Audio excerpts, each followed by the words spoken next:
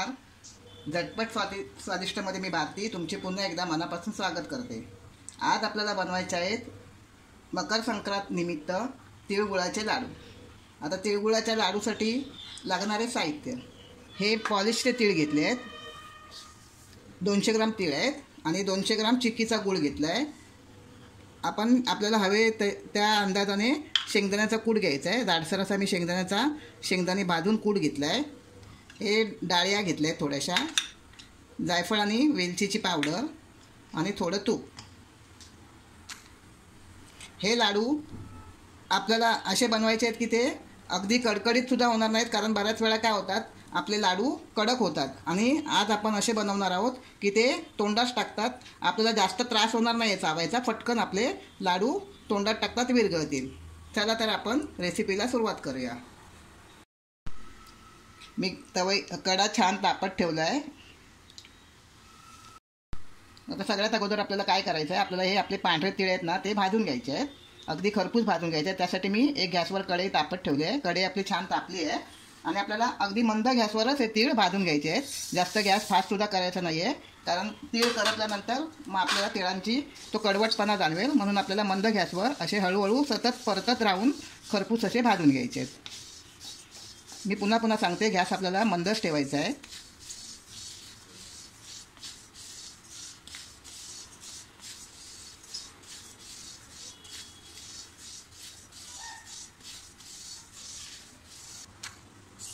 हे बघा, असे सतत आपल्याला ढवळत राहायचे आहेत. बघा आता थोडा रंग त्याचा बदलला आहे.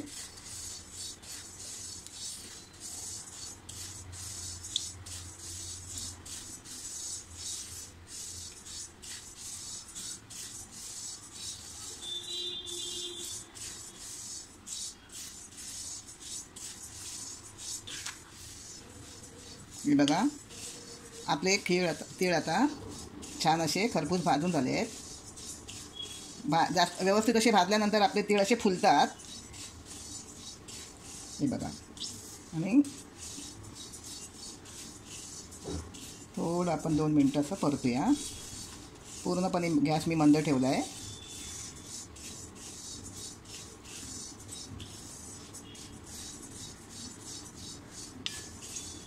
आता मी गॅस बंद करते.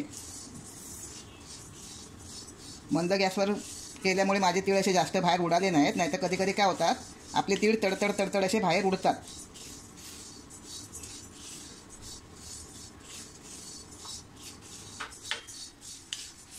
आता मी एका हे ताटात काढून घेते.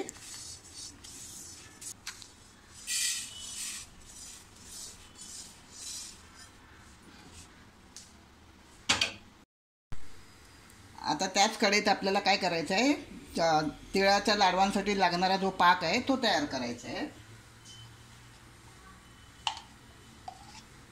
मी 1 चमचा तूप टाकते आणि हा 200 ग्राम चिक्कीचा गूळ आहे. मी 200 ग्राम तीळ घेतले आहे, तर 200 ग्राम आपल्याला चिक्कीचा गूळ घ्यायचा आहे, म्हणजे छान असे ते गोड होतील आपले लाडू.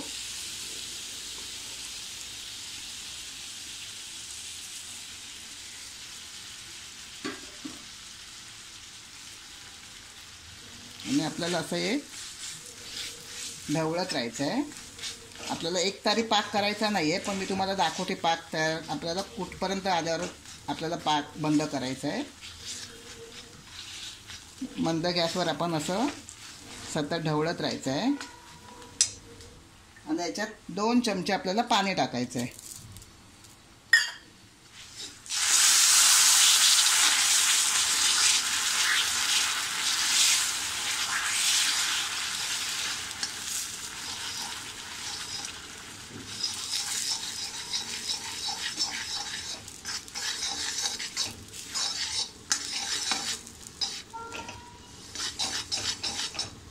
सतत आपण असं ढवळत राहायचं आहे, म्हणजे जेणेकरून आपल्या सगळ्या गुठळ्या आहेत त्या निघतील. आणि गूळ घेताना असा बारीक चिरूनच घ्यायचा आहे, म्हणजे लवकर आपला पाक तयार होईल. गूळ वितळायला वेळ नाही लागत. हे बघा, आता आपल्या गुळाला कसा फेस यायला लागला आहे.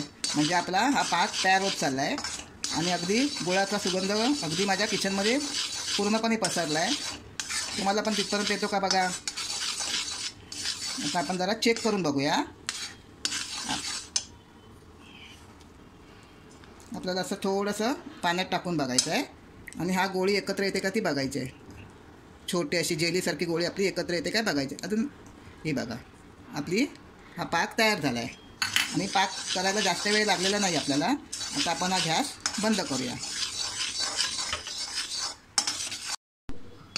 आता आपण या पाकामध्ये हे तीळ टाकूया,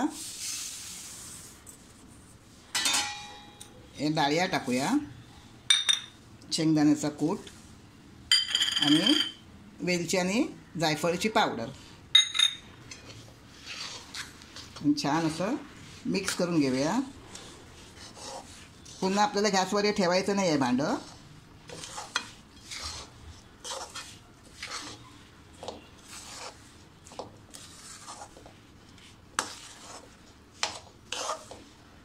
व्यवस्थित असं मिक्स करून घ्यायचं.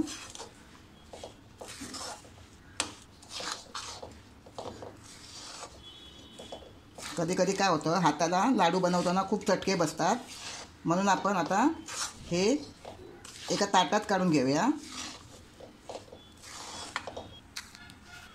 या ताटात काय केलं आहे, मी असं थोडंसं तुपाचा हात लावून घेतलं आहे म्हणजे आपलं हे मिश्रण फटकन ताटामध्ये छान असं पसरेल.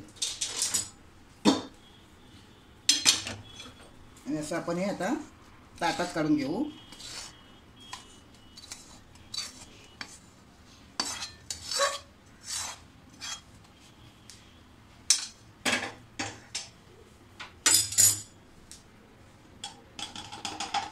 आणि असे चमच्याने आपण एक एक असे थोडे थोडे असे बाजूला करू. म्हणजे जेवढ्या आकाराचे आपल्याला लाडू करायचे आहेत त्या त्या आकाराचे असं आपण असं थोडं बाजूला करू. असे गोळे करून घ्यायचे.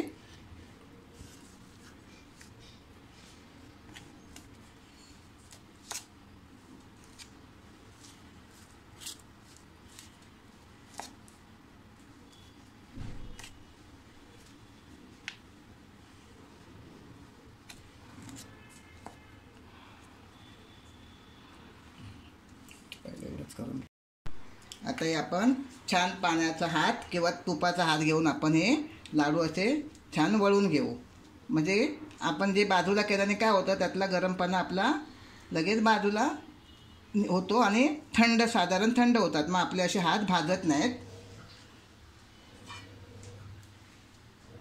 असे फटाफट आपण आपले लाडू वळून घ्यायचे.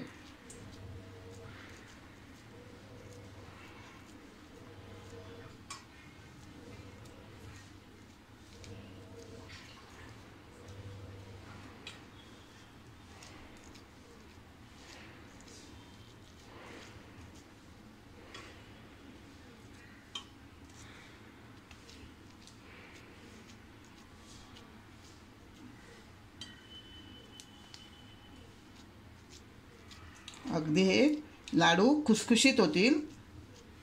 अगदी म्हातारा माणूस किंवा लहान मूल सुद्धा आवडीने खाईल.